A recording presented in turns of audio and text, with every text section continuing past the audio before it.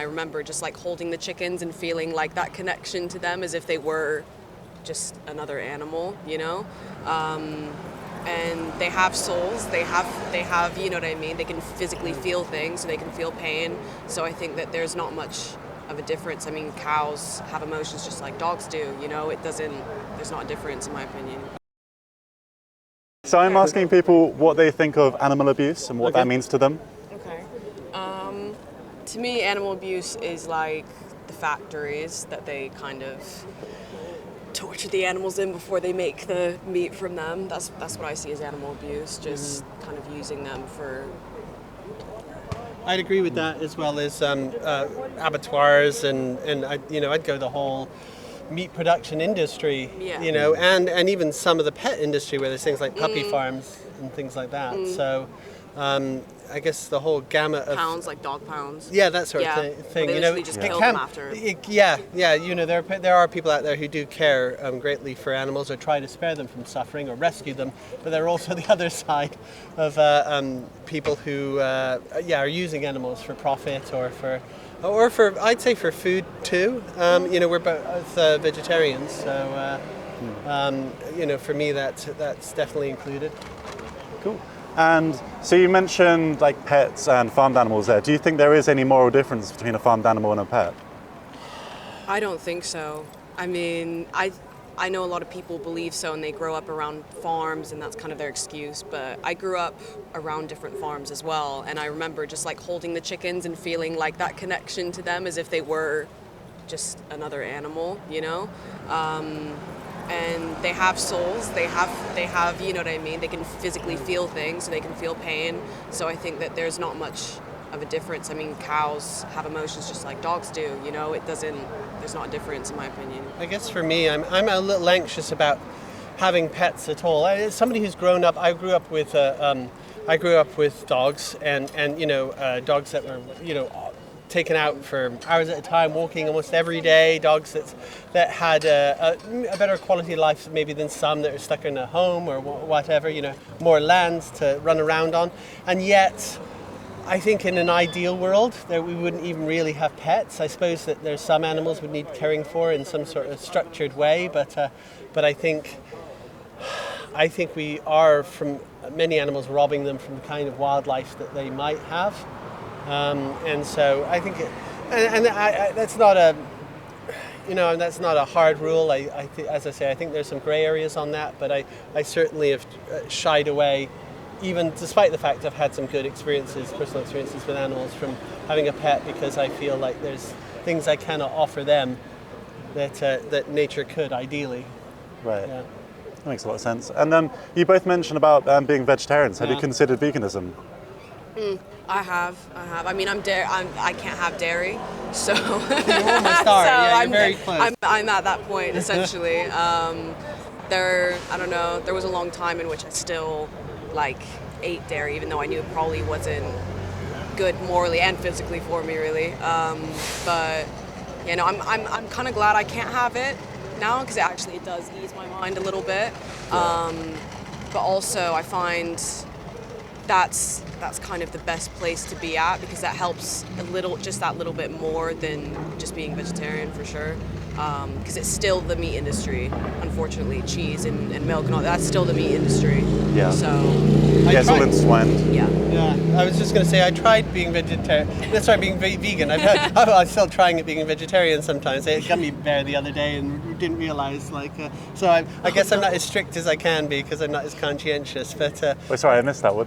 So I was just saying. What? I was just saying I had one of those little gummy bears. You know. Oh, I thought you said actual bear. No. I accidentally had marshmallows and I didn't realize. Yeah. You know, and then you go somewhere and they have a fish sauce and you don't realize it. So I'm perhaps not as strict as others, but I did certainly try being a strict vegan for a little while. I think my challenge is I have a partner who eats meat, who usually meets me halfway most of the time, and dairy's a big part of the ingredients with that. And so I think it would, you know, in terms of a life transition, it would take some more accommodation. There would need to be a bit more of an evolution there. Yeah, that can be tricky with partners it's a group, consume meat and dairy. It's a group effort, I think, for sure. Like, most of the world has got to really put their foot down on it. Otherwise, it won't make a difference, unfortunately. Yeah. Plus, Yeah. I think that we have a luxury in Bristol where you have, I can choose vegan options pretty easily when I go out to eat somewhere, and I often do and will.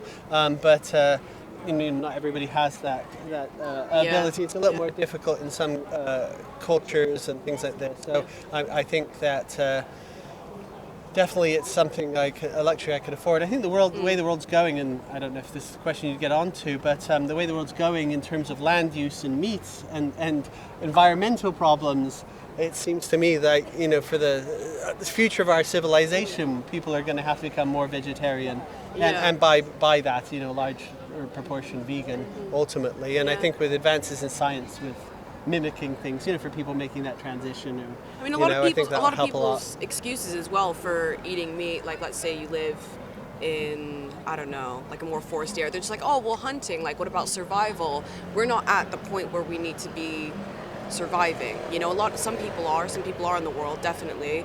But for people that are, like you say, like quite privileged, like who live in Bristol or who live in other places and where it's like, it's quite accessible to not eat meat and to not eat dairy, and yet there's kind of like certain reasons that come into place. It's like we don't need that for survival anymore. We don't. We're well past that. So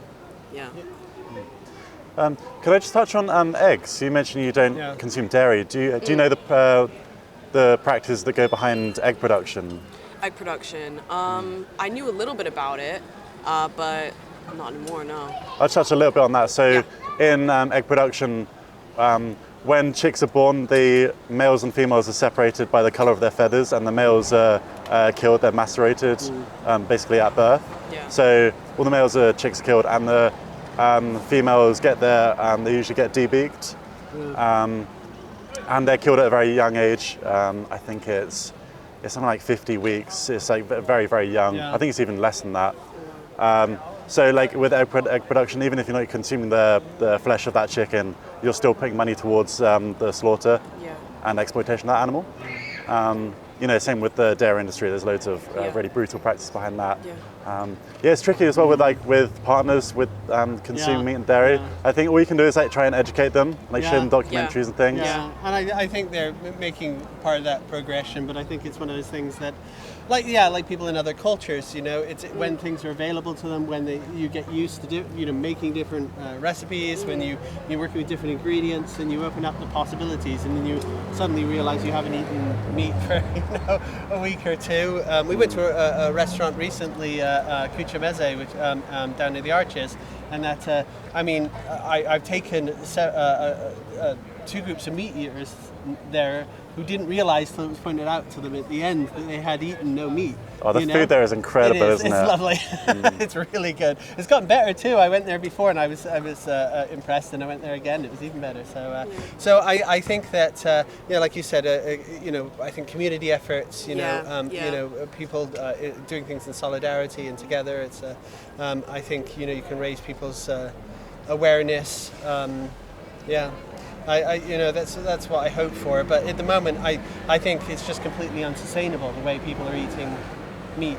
I think it's besides the cruelty, it's just it's going to lead to cruelty in the human sphere, or I think it is. I think that's having an effect on people and their environmental safety. So. Yeah, it's the leading cause of climate change, and land use and degradation, eutrophication is such a massive issue that we need to address.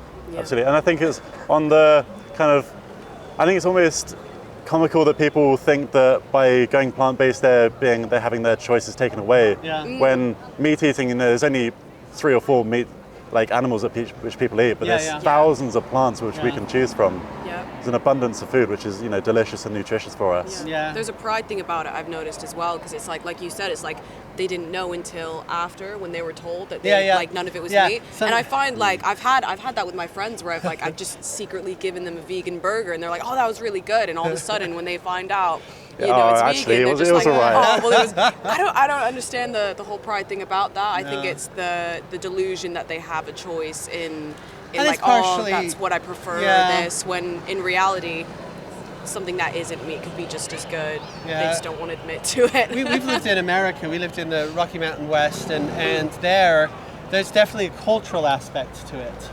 There's definitely a sense in They're which very heavy on, like, hunting. There's an availability challenge Yeah. as well. Your vegetables cost a lot more than your meat, believe it or not. And so it does seem like more of a luxury. But there it's like you're manly if you eat a steak. Yeah, it's the pride. It's about the pride thing as well, unfortunately. Yeah, well, we are kind of indoctrinated into thinking that it should be part of our identity or masculinity or whatever. Yeah. When ultimately it's not. It's not about It doesn't yeah, define no. your meat eating. No, I It's think the guy who ridiculous. won World's Strongest Man the most times was a vegetarian. Yeah, and the guy who won the Ironman competition the most times was a vegetarian. So it goes There you to go, show. that's the point, And yeah. I don't have anything on them. So Right. Yeah, it could often be a lot healthier. yeah, No, that's true. I definitely think it's helped me. But you still I think it's education. I think initially I still needed to learn how to get more protein. I needed to do those things. Yeah. But as It is a learning- But it when is you a have a learning moral curve, but- imperative, when you kind of make it as a moral decision, you have you're encouraged to by that to look for solutions. To persevere. And to find out what works for you. Whereas I know a lot of people try it when they're younger, but then they have to work with their families, things like this, and it can be a real challenge. So I think you helped me in that way. I'd been vegetarian when I was younger, and you going vegetarian helped me to go back again. It's community effort. Absolutely, yeah. Like the education goes kind of upstream. Yeah, exactly. Yeah. Thanks for watching. Please hit the like button, subscribe and ring the bell so you get notified when videos go up every Thursday.